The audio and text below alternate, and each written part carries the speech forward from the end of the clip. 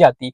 सो ये भी चीज बंदे को होना चाहिए, क्योंकि जिंदगी है, सीजन इस बार बुरा गया। अगर यही हार्दिक पांड्या ने अच्छी इनिंग्स खेल डाली वर्ल्ड कप में और इंडिया को जो है वो फाइनल में ले गया, सेमीफाइनल में ले गया, तो बहुत ज्यादा लोग भूल जाएंगे बात, और फिर जो आईपीएल को याद नहीं रखेगा।